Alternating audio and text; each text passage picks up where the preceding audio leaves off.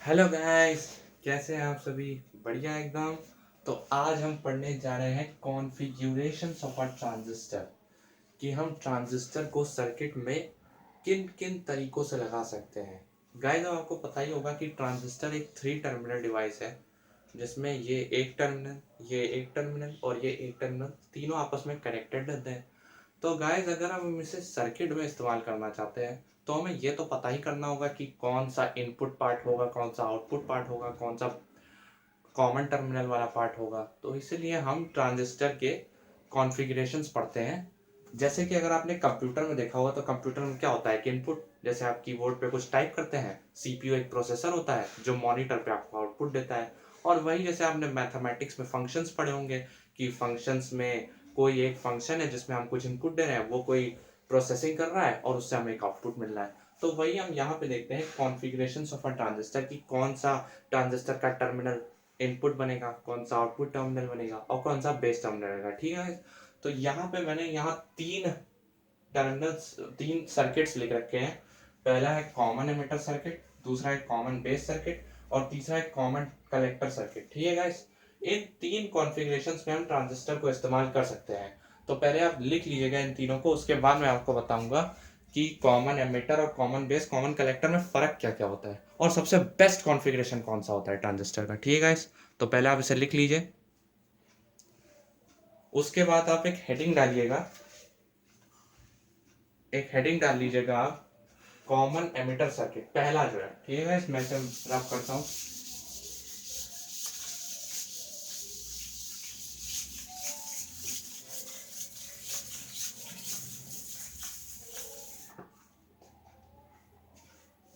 Common emitter circuit.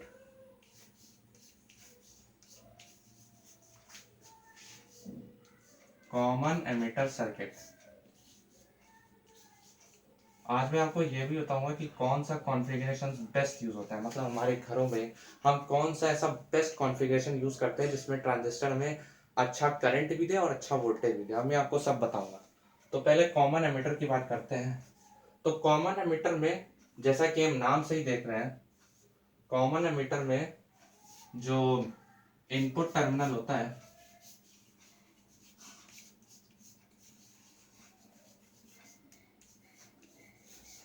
वो होता है बेस से कनेक्टेड। यहाँ पे इनपुट टर्मिनल बेस होता है। बेस से आप इनपुट भी दे सकते हैं। गाइस, बेस से आप इनपुट भी दे सकते हैं, ऐसी बात नहीं है कि बेस सिर्फ मेजॉरिटी चार्ज करिए इसको कंट्रोल करेगा। हाँ, एमिटर से भी आप इनपुट दे सकते हैं, बेस से भी इनपुट दे सकते हैं, बट कलेक्टर से आप सिर्फ आउटपुट ले सकते हैं। ठीक है गाइस, तो कलेक्टर कभी भी आउटपुट टर्मिनल नहीं बनता। ठीक है गाइस, तो एनीवे यहाँ पे बेस टर्मिनल एमिटर होगा, ओ सॉरी कॉमन टर्मिनल।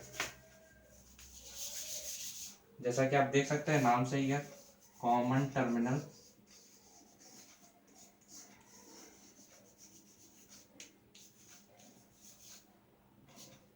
एमिटर से कनेक्टेड होगा।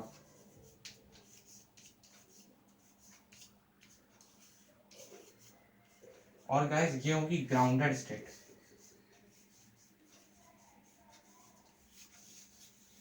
Grounded state. ठीक है, ये जो टर्मिनल होता है कॉमन वाला, ये ग्राउंड स्टेट से कनेक्टेड होता है, अर्थ से अर्थिंग करवाई जाती है इसकी। तो इस पे लगने वाला जो पोटेंशियल होता है वो जीरो हो जाता है, यानी कि यहाँ पे जो वीई पोटेंशियल होगा वो जीरो होगा। इस पर लगने वाला पोटेंशियल जीरो होता है। और यहाँ पे आउटपुट टर्मिनल होता है, आउटपुट टर्मिनल ऑफ कोर्स क्या होता है, कलेक्टर ही होगा। एक बात ध्यान रखिएगा, कलेक्टर कभी भी इनपुट टर्मिनल नहीं हो सकता, हमेशा आउटपुट ही बनता है। ठीक है।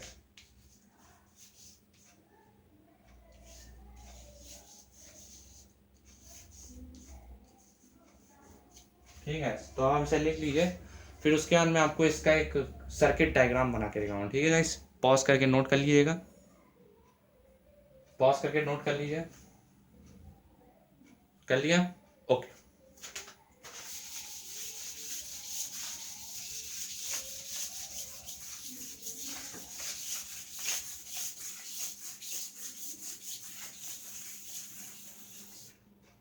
अब मैं आपको बताऊंगा इसका एक सर्किट डायग्राम, उससे पूरा एक्सप्लेन करूंगा कि होता क्या है इसमें। तो ये मैंने बनाया कॉमन एमिटर सर्किट। तो कॉमन एमिटर में ये कुछ ऐसा बनेगा।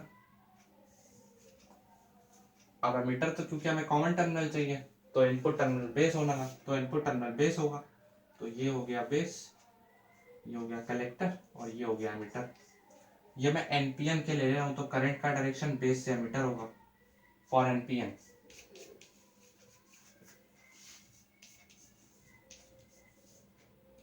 एनपीएन ट्रांजिस्टर, मैं इसे साइड में लिख देता हूँ। For NPN transistor, NPN for NPN transistor, ठीक है गाइस।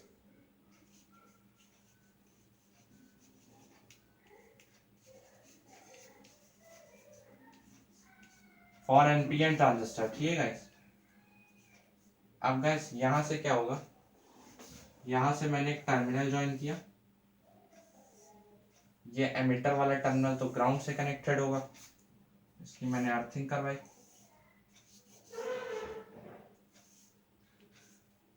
ग्राउंडेड स्टेट, और यहां पे लगाई मैंने एक बैटरी। अब गाइस एमीटर बेस जंक्शन तो फॉरवर्ड बायस्ड होता है, तो उसमें क्या होता है, N type negative, P type positive. ये हो गया एन एन पी। तो यहां से ये होगा पॉजिटिव, क्योंकि पी टाइप पॉजिटिव होता है ना, ये पॉजिटिव टर्मिनल, नेगेटिव टर्मिनल। यहाँ से मैंने इसको ज्वाइन कर दिया।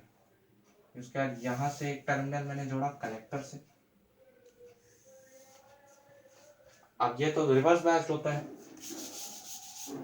ये जंक्शन रिवर्स बायस्ड होता है, जो कलेक्टर बेस जंक्शन बनता है, जो कलेक्टर बेस जंक्शन होता है वो रिवर्स बायस्ड होता है। तो यहाँ से मैं करूँगा, तो यहाँ से मैं जोड़ूंगा, तो रिवर्स बायस्ड में होता है P type negative, N type positive.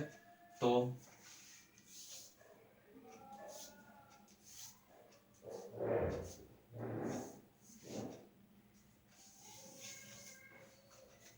ये बैटरी हो गई VBB और VCC, ठीक है। इसको आप ड्रॉ कर लीजिएगा। अभी मैं आपको बताऊंगा इसमें होता क्या है। ये VBB बैटरी है गाइस, यहाँ पे एक मैंने बैटरी लगाई है पावर सप्लाईज की बाइसिंग के लिए, ठीक है गाइस। बाइसिंग में पावर सप्लाईज यूज करते हैं। तो गाइस ये हो गया एमीटर बेस जंक्शन,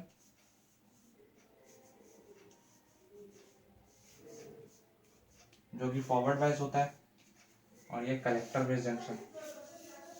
अब कलेक्टर सबसे थिक होता है, तो इस जंक्शन को मैंने थोड़ा बड़ा बना दिया।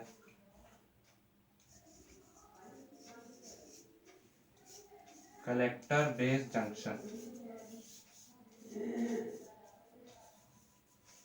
और ये एमिटर ग्राउंडेड स्टेट से जुड़ा हुआ है, ग्राउंड स्टेट, या अर्थिंग भी कह सकते हैं आप इसे, ठीक है गाइस। आप इसे ड्रॉ कर लीजिए या फिर इसका स्क्रीनशॉट भी ले सकते हैं, ठीक है गाइस।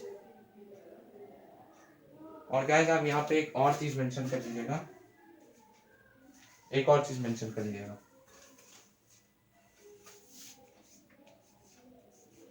ये है एमिटर बेस वोल्टेज, और ये है कलेक्टर एमिटर वोल्टेज, ठीक है गाइस। ये एमिटर बेस के बीच का वोल्टेज है, और ये कलेक्टर और एमिटर के बीच का वोल्टेज है, ठीक है गाइस। इसे ड्रॉ कर लीजिएगा, कर लिया होगा गाइस, ड्रॉ कर लिया अच्छे से, ओके गाइस। तो अब मैं आपको बताता हूँ यहाँ पे होता क्या है। तो गाइस जैसे कि आप जानते होंगे, ये कॉमन एमिटर जो सर्किट है, इसमें एमिटर क्या है, कॉमन टर्मिनल जो ग्राउंडेड स्टेट से जुड़ा हुआ है। यहाँ पे ये बेस इनपुट टर्मिनल है और कलेक्टर आउटपुट टर्मिनल है, ठीक है गाइस। तो आप जैसे यहाँ जानते होंगे कि बेस से करंट आएगा और एमीटर पे जैसे कि जीरो पोटेंशियल है, तो एमीटर पे तो करंट जनरेट हो नहीं सकता क्योंकि यहाँ पे तो पोटेंशियल ही जीरो है, और कलेक्टर पे ही करंट जनरेट होने वाला है। तो यही इसकी पूरी फंक्शनिंग होती है। ये सबसे बेस्ट कॉन्फ़िगरेशन माना जाता है क्योंकि इसमें करंट गेन भी अच्छा खासा मिलता है, करंट गेन भी मिलता है और वोल्टेज गेन भी मिलता है।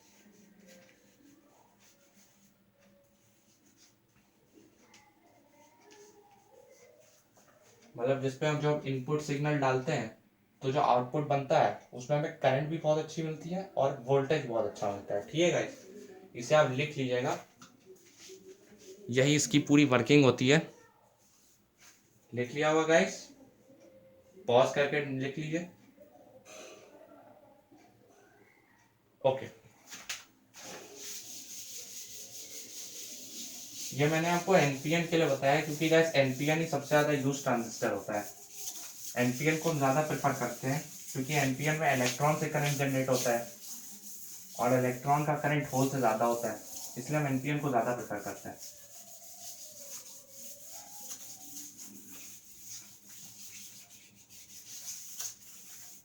अब मैं आपको बताऊंगा कॉमन बेस सर्किट। ठीक है गाइस,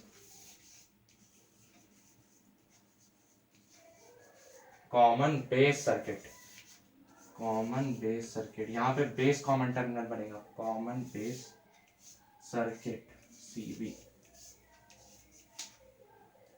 इसे आप चाहे तो सीबी भी कह सकते हैं और आप इसे चाहे एक और चीज कह सकते हैं, बेस ग्राउंडेड सर्किट, ऐसे भी आप इसे कह सकते हैं।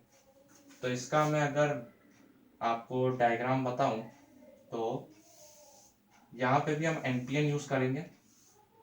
तो ये तो आपने पहले से ही मैंने आपको दिखा रखा है, ये पार्ट एमीटर, ये पार्ट कलेक्टर और ये बेस जंक्शन ग्राउंड से जुड़ेगा।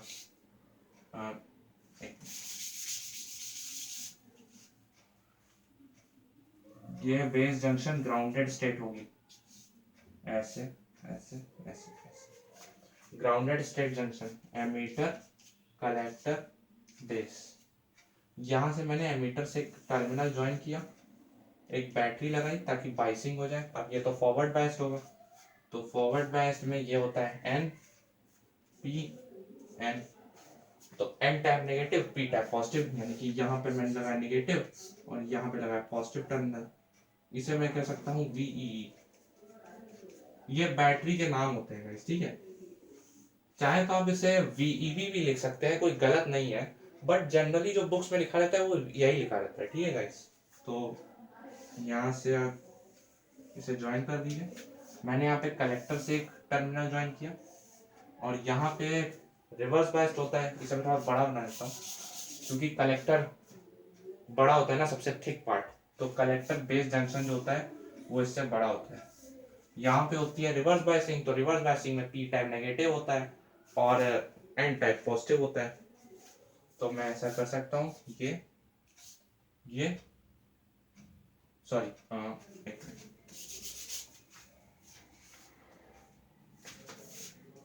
Positive terminal, negative terminal, positive.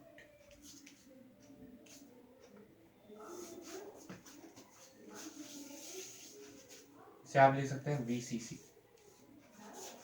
या फिर वीबीसी भी लिख सकते हैं, कोई गलत नहीं है। तो इसे आप बना लीजिएगा। एक और चीज मेंशन कर लीजिएगा यहाँ पे, ये है एमीटर बेस वोल्टेज और ये है कलेक्टर बेस वोल्टेज। दोनों में अलग अलग कहानी है, emitter base junction, collector base junction, reverse bias, forward bias. ठीक है गाइस, यहाँ पे बेस कॉमन टर्मिनल होता है जिसका पोटेंशियल जीरो है, ग्राउंडेड स्टेट।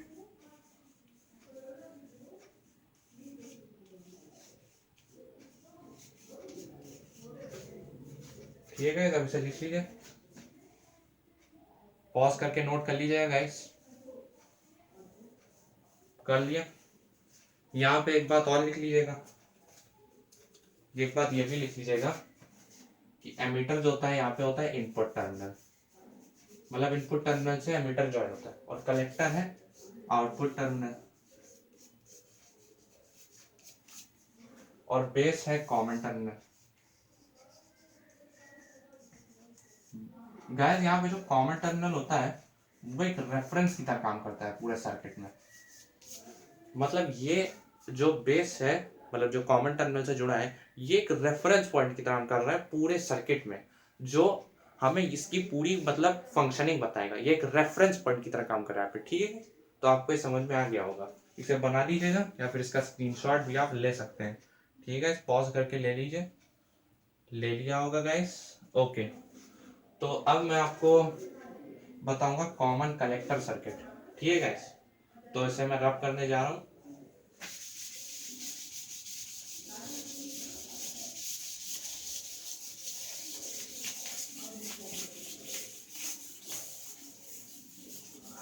आज मैं आपको एक और चीज बताऊंगा कि अल्फा और बीटा क्या होता है, जो करंट गेन्स इन अ ट्रांजिस्टर क्या होता है, अल्फा और बीटा पैरामीटर्स। ठीक है गाइस, तो पहले हम देखते हैं कॉमन कलेक्टर सर्किट क्या होता है।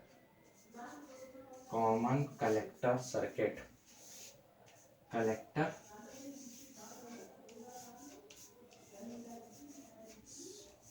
सी।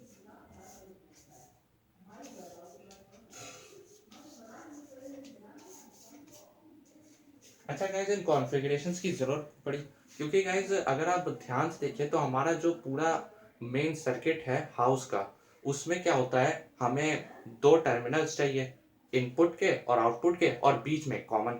तो हम इसमें क्या करते हैं, किसी को भी, चाहे एमिटर चाहे बेस हो चाहे कलेक्टर हो, किसी को हम एक कॉमन टर्मिनल बना देते हैं दो इनपुट्स और आउटपुट टर्मिनल के बीच में गाइस। ठीक है, और उससे हम पूरे सर्किट को ऑपरेट कर सकते हैं, जिसमें जो कॉमन टर्मिनल होता है वो एक रेफरेंस पॉइंट की तरह काम करता है पूरे सर्किट में। ठीक है गाइस, तो अब मैं आपको बताऊंगा कॉमन कलेक्टर सर्किट का डायग्राम, सर्किट डायग्राम। तो यहाँ पे क्या होगा, यहाँ पे कलेक्टर ग्राउंडेड से जुड़ेगा, ये हो गया बेस। बेस से आप इनपुट दे सकते हैं और एमीटर से भी आप इनपुट दे सकते हैं या ले भी सकते हैं, बट कलेक्टर से आप सिर्फ आउटपुट ले सकते हैं, इनपुट नहीं दे सकते कलेक्टर में। कलेक्टर की यही एक वो है फंक्शन, मतलब कह सकते हैं आप, कलेक्टर का यही एक वो है पार्ट, जो यही एक पार्ट है कलेक्टर जो सिर्फ आउटपुट ले सकता है, दे नहीं सकता। बेस और मीटर की क्या खासियत है कि ये आउटपुट दे भी सकते हैं, बट बेस आउटपुट ले भी सकता है, एमीटर आउटपुट दे सकता है, बट कलेक्टर सिर्फ आउटपुट ले सकता है, दे नहीं सकता। ये खासियत है एमीटर और बेस। ठीक है, तो यहाँ पे मैंने लिखा एमीटर और यहाँ पे लिखा कलेक्टर। ठीक है, यहाँ मैंने बेस से एक टर्मिनल ज्वाइन किया, यहाँ से एक बैटरी लगाई। अब ये तो फॉरवर्ड बायस होता है, जो ये जंक्शन है, यहाँ पे करंट बेस से एमीटर एनपीएन है ना। कलेक्टर को मैंने ज्वाइन किया ग्राउंड स्टेट से। बेस कलेक्टर जंक्शन में, सॉरी एमीटर बेस जंक्शन तो फॉरवर्ड बायस होती है, तो फॉरवर्ड बायस है, तो ये हो गया एन पी एन। यहाँ पे P type negative, N type positive, तो ऐसे कुछ आप देख सकते हैं, नेगेटिव पॉजिटिव। ये यहाँ से ज्वाइन किया हमने, यहाँ से भी एक टर्मिनल हमने जोड़ा, एक सेकेंड, यहाँ से एक टर्मिनल हमने जोड़ा, और अब आप ध्यान से देखेगा कि ये जंक्शन तो रिवर्स बायस्ड होता है, तो मैं इसे थोड़ा बड़ा बना देता हूँ। एक सेकेंड गाइस, थोड़ा बड़ा बना देता हूँ क्योंकि कलेक्टर सबसे थिक पार्ट होता है। अब ये तो रिवर्स बायस्ड होता है कलेक्टर बेस जंक्शन, तो इसमें अगर आप देखें तो P type negative, N type positive, तो यहाँ पे क्या हो जाएगा,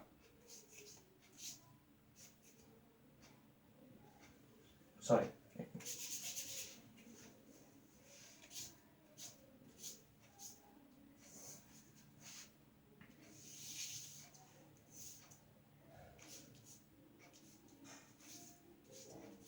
पॉजिटिव टर्मिनल नेगेटिव टर्मिनल। ठीक है, यहाँ पे आप इसे लिख सकते हैं वीई और यहाँ पे आप इसलिए लिख लीजिएगा VCC। ठीक है, ये बेस है इनपुट और कलेक्टर हो गया, एमीटर हो गया आउटपुट।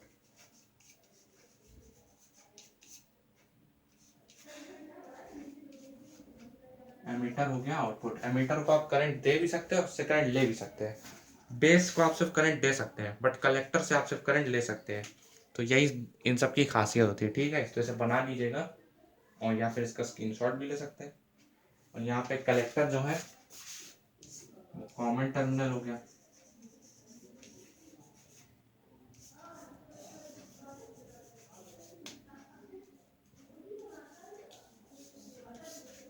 ठीक है, तो इसे बना लीजिएगा। ये वही ग्राउंड स्टेट। यहाँ पे कलेक्टर से निकलने वाला जो पोटेंशियल है वो 0 होगा। जैसे वहां पे था कॉमन बेस में या कॉमन एमीटर में, वहां पे एमीटर वोल्टेज, वहां पे एमीटर का वोल्टेज 0 था, वहां पे बेस का वोल्टेज 0 था, यहाँ पे कलेक्टर का वोल्टेज 0। तो यहाँ पे मैं लिख सकता हूँ VC इक्वल टू 0। इसे बना लीजिएगा गाइस।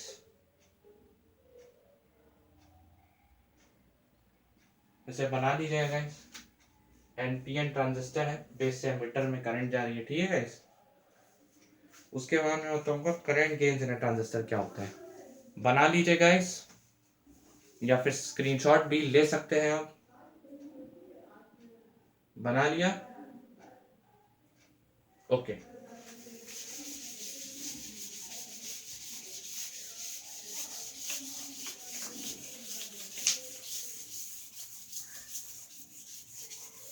अब मैं आपको बताऊंगा करंट गेन्स इन ट्रांजिस्टर कि करंट गेन्स क्या होता है। करंट गेन्स इन ट्रांजिस्टर, करंट गेन्स इन ट्रांजिस्टर।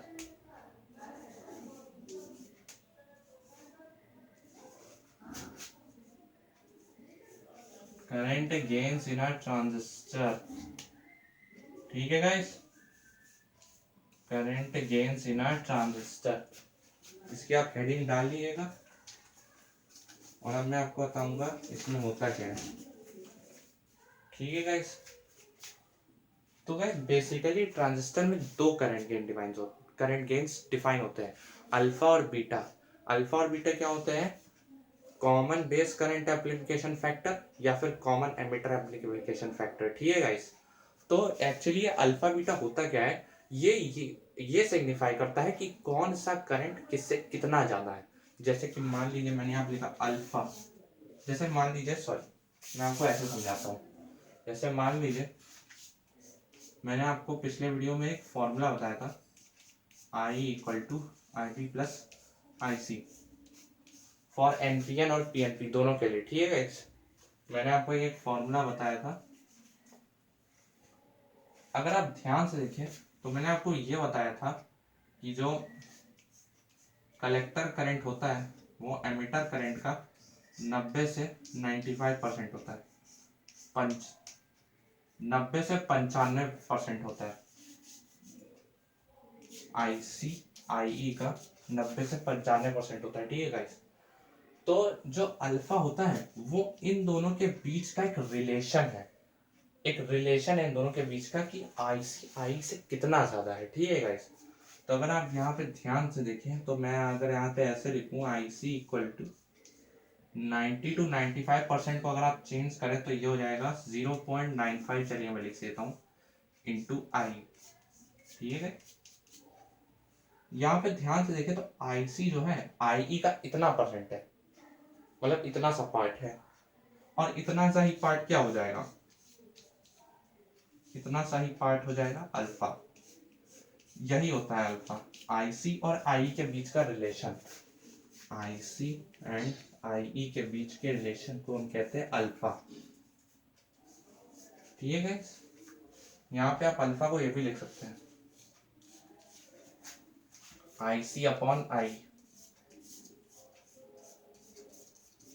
और क्योंकि गाइस ये AC करंट गेन होता है तो फिर यहाँ पे हम डेल्टा का साइन यूज कर लेते हैं स्मॉल चेंज इन करंट के लिए। ठीक है, क्योंकि DC में क्या होता है, DC में तो फ्रीक्वेंसी चेंज होती नहीं, बट AC में क्या होता है, फ्रीक्वेंसी चेंज होती रहती है एक इंटरवल के बाद, तो उसमें डेल्टा का साइन हम यूज करते हैं। ठीक है गाइस, आप इसे नोट कर लीजिएगा।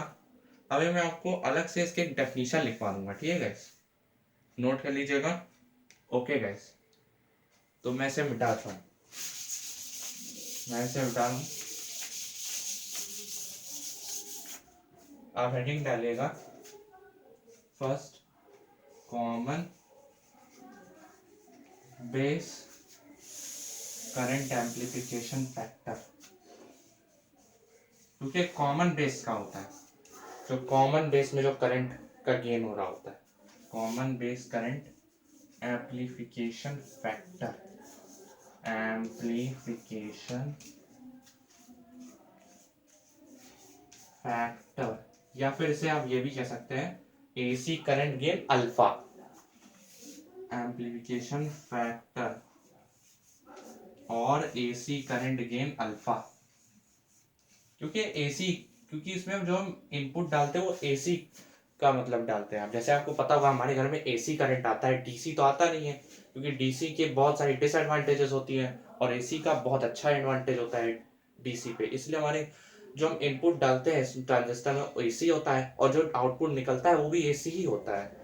तो इसलिए एसी करंट गेन होता है, इसलिए वहां पे मैंने डेल्टा यूज किया था, क्योंकि एसी में क्या होता है फ्रीक्वेंसी कभी ऊपर होती कभी नीचे, एक टाइम बाद ऊपर एक टाइम बाद नीचे, तो चेंज हो रहा होता है करंट में, तो डेल्टा चेंज इन करंट के लिए मैंने वो इस्तेमाल किया था। AC current gain alpha, current gain alpha, AC current gain alpha, इसकी आप लिख लीजिएगा एक डेफिनेशन।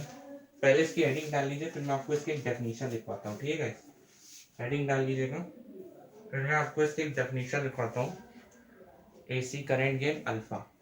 ठीक है गाइस, तो मैं आपको इसकी एक डेफिनेशन बता रहा हूँ।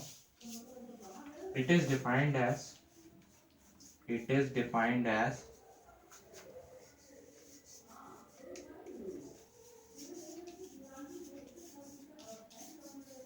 The ratio of change in change in change in collector current, change in collector current to the change in emitter current, to the change in emitter current। और यहाँ पे कंडीशन भी यूज होती है, एक कंडीशन भी होती है, अभी आपको बताता हूँ। To the change in emitter current, emitter current when, अब यहीं पे कंडीशन आती है, व्हेन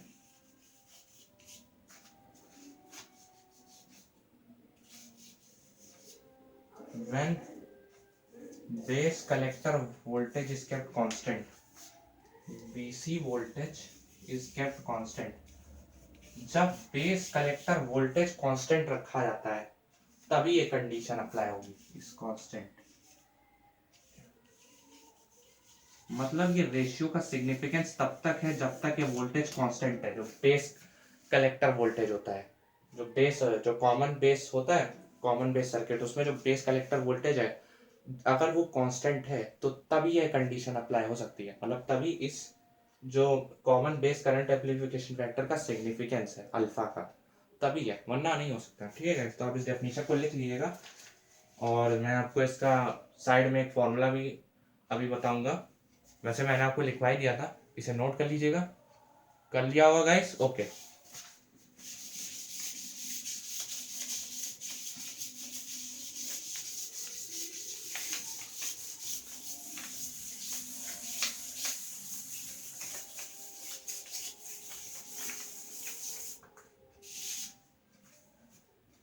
यहाँ पे आप लिख लीजिएगा alpha equal to delta I C upon delta I E when base emitter voltage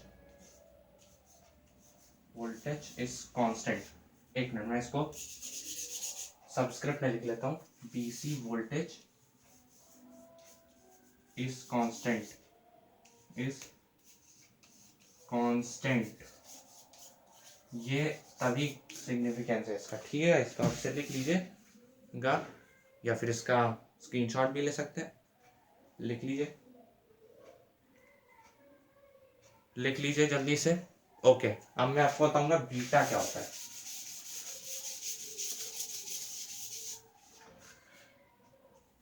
अब मैं आपको बताने वाला हूँ बीटा क्या होता है गाइस, ठीक है।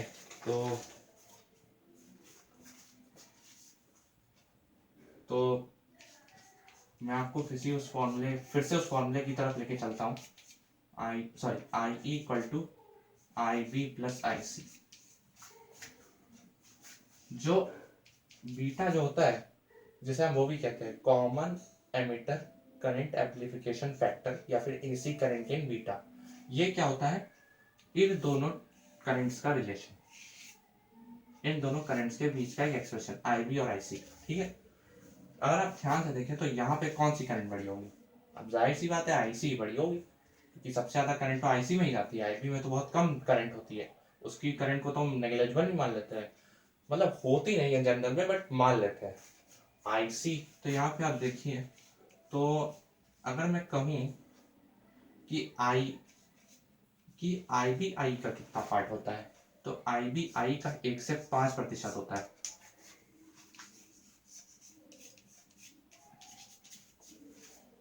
बस 1 से 5% होता है, यानी कि 0.05, बहुत कम हो गया।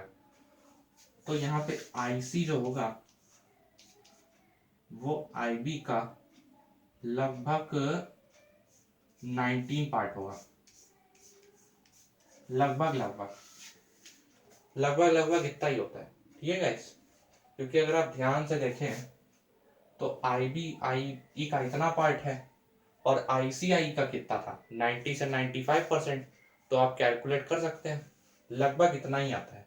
या फिर से आप 20 लिख लीजिए, मैं एक काम करता हूँ, इसे 20 लिखता हूँ। IC is 20 times greater than IB, ठीक है गाइस।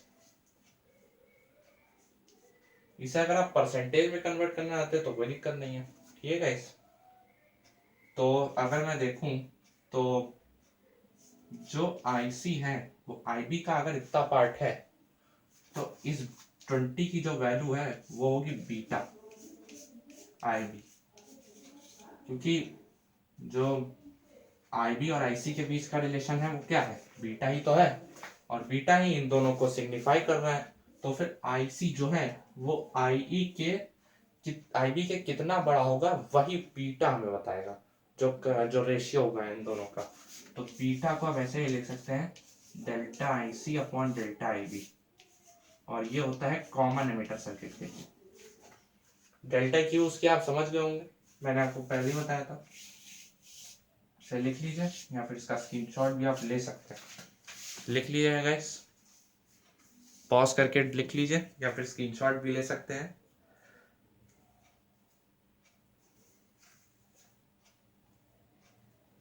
लिख लिया गाइस, पॉज करके लिख लीजिए या फिर स्क्रीनशॉट भी ले सकते हैं। ओके, तो मैं इसको अब रब कर देता हूँ और अब मैं आपको बताऊंगा इसकी डेफिनेशन एक अलग से, ठीक है गाइस। तो इसको रब कर लीजिएगा, इसको नोट कर लीजिएगा, मतलब extremely sorry.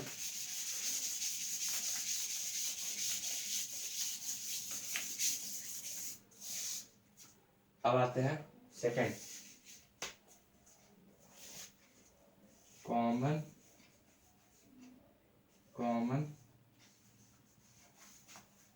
Ammeter current amplification factor, या फिर इसे हम कह सकते हैं एसी करंट गेन बीटा, ठीक है guys. Common emitter current amplification factor, amplification factor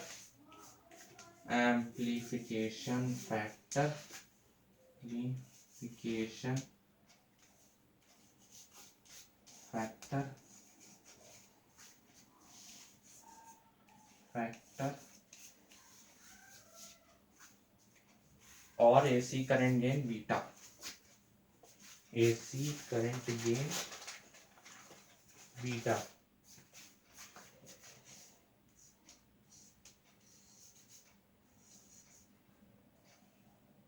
sorry, AC current in beta.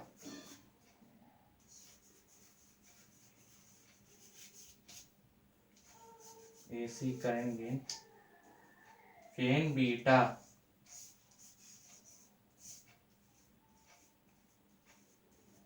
अब ये क्या है? It is the ratio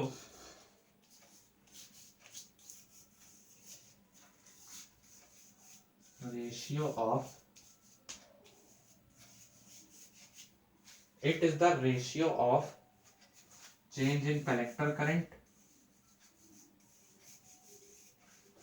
change in collector current, change in collector current, collector current,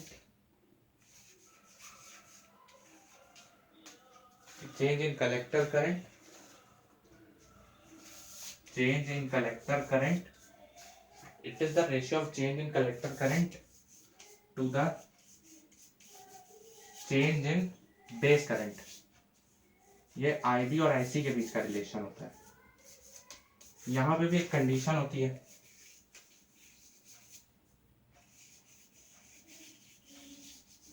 पूरा change in base current, यहाँ पे भी एक condition होती है. व्हेन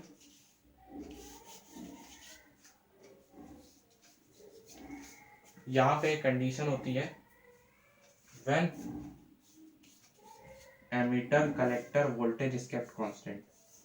जब जो कॉमन एमीटर सर्किट है अगर उसमें EC वोल्टेज कांस्टेंट हो, जो एमीटर कलेक्टर का वोल्टेज कांस्टेंट हो, तो ये बीटा का सिग्निफिकेंस हम आप बता सकते हैं. ठीक है, इज कांस्टेंट.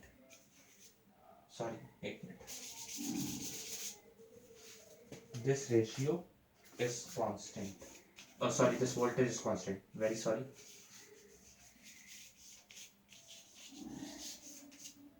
तो आप इसे लिख लीजिएगा या फिर इसका स्क्रीनशॉट भी ले सकते हैं. लिख लीजिए या फिर इसका स्क्रीनशॉट ले लीजिए. ले लिया हुआ गाइस? ओके. तो अब मैं आपको बताऊंगा अल्फा और बीटा के बीच का रिलेशन क्या होता है. एक रिलेशन होता है अल्फा बीटा के बीच का जो बहुत यूज होता है क्वेश्चंस में. बहुत अच्छे अच्छे क्वेश्चंस आते हैं. ठीक है, मैं इसे रख कर देता हूँ. पॉज करके नोट कर लीजिएगा.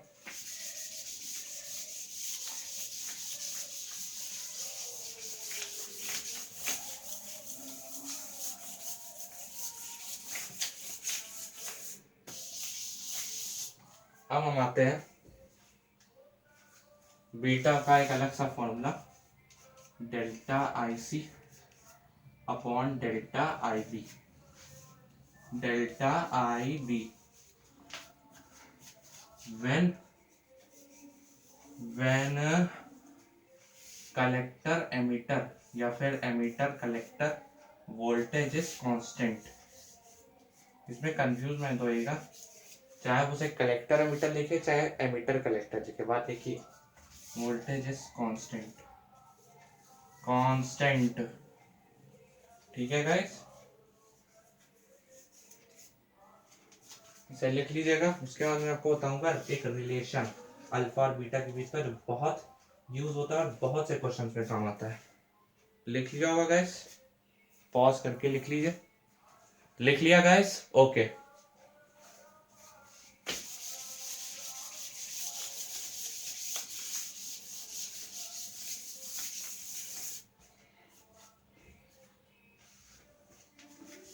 Relation between alpha and beta. Relation between alpha and beta. Alpha and beta. Alpha and beta. तो गाइज अगर आप ये फॉर्मूला जानते होंगे, IE is equals to IB plus IC for NPN and PNP. दोनों के लिए फॉर्मूला अप्लाई होता है फॉर NPN एंड PNP. ठीक है गाइस, दोनों के लिए फॉर्मूला अप्लाई होता है. अब आप जानते होंगे कि क्योंकि हम AC करंट ले रहे हैं तो हमें चेंज इन करंट लेना पड़ेगा. क्यों? क्योंकि AC में तो समय के साथ साथ ऊपर नीचे ग्राफ जाता रहता है. तो आप यहाँ लिख सकते हैं for small change in currents delta I E is equal to delta I B plus delta I C.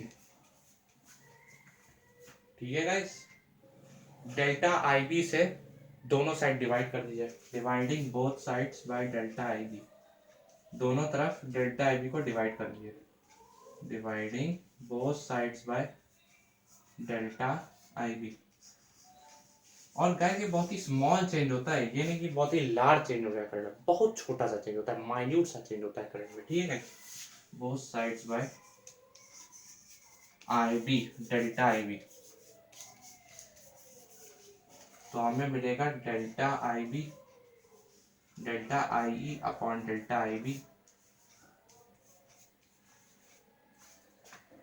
O sorry, delta I C, dividing both sides by delta I C, really sorry guys, delta I B delta I C, sorry, dividing both sides by delta I C, really sorry guys, delta I C delta I B upon delta I C.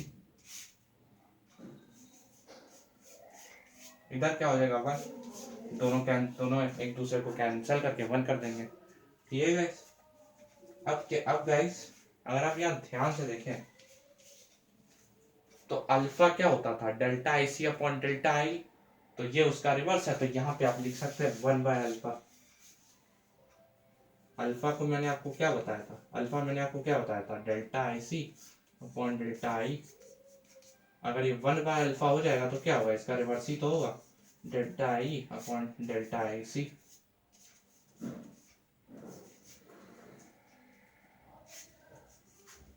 ठीक है guys, तो और ये हो जाएगा one by beta, क्योंकि beta क्या था, delta I C by delta I B, और उसका रिवर्स ये हो जाएगा one by beta plus one. ठीक है गाइस, इसे नोट कर लीजिए, फिर मैं आपको आगे बताता हूँ।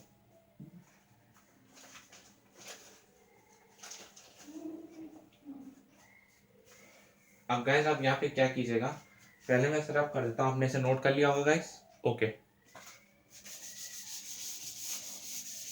इतने स्टेप को मैं छोड़ देता हूँ, बाकी का स्टेप आपने नोट कर लिया होगा।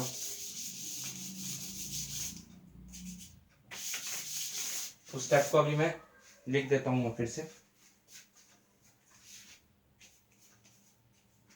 One by alpha is equals to one by beta plus one. ठीक है गाइस, अब आप क्या कीजिए, यहाँ पे एलसीएम ले लीजिए, वन बाय अल्फा, यहाँ पे बीटा आपने लिया एलसीएम, ये हो जाएगा वन प्लस बीटा। तो यहाँ पे आप अल्फा को क्या लिख सकते हैं, अगर आप इसको रिवर्स कर दे तो ये हो जाएगा alpha equal to beta upon one plus beta. तो ये हो गया अल्फा और बीटा में एक रिलेशन। ठीक है गाइस, इसे आप लिख लीजिएगा। तो उसके बाद आपको बताऊंगा बीटा को आप अल्फा के टर्म में कैसे लिख सकते हैं। या तो मैंने लिखा अल्फा को बीटा के टर्म में, अल्फा को यहाँ मैंने बीटा के टर्म्स में लिख दिया, alpha equal to beta upon one plus beta. अगर आप बीटा को अल्फा के टर्म्स में लिखना आते हैं तो सिंपल है, वहां से इस इधर वन को इधर ट्रांसफर कर दीजिए, one by alpha minus one equal to one by beta. यहाँ से क्या होगा, अल्फा एलसीएम ले लीजिए, alpha one minus alpha upon alpha equal to one by beta. यहाँ से अगर आप इसको रिवर्स कीजिए तो बीटा क्या हो जाएगा, alpha upon one minus alpha. देखिए दोनों रिलेशन है, alpha equal to beta upon one plus beta और beta equal to alpha upon one minus alpha. ठीक है गाइस, मैंने दोनों रिलेशंस लिख दिए हैं, चाहे आप अल्फा को बीटा के टर्म में लिखें और चाहे बीटा को अल्फा के टर्म में लिखें। ठीक है गाइस, और गाइस इसका एक सिंपल एक्सप्रेशन आप बना सकते हैं, जैसे कि इसका एक सिंपल एक्सप्रेशन आप बना सकते हैं। अभी मैं आपको बताता हूँ, पहले इसे नोट कर लीजिए, पहले इसे नोट कर लीजिए गाइस, कर लिया होगा, ओके, इसे नोट कर लीजिएगा।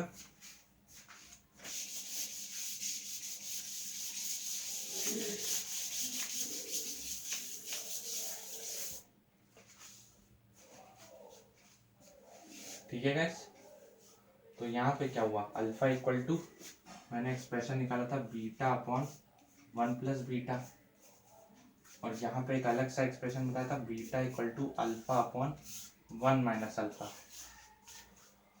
तो अगर मैं यहाँ पे लिखूं,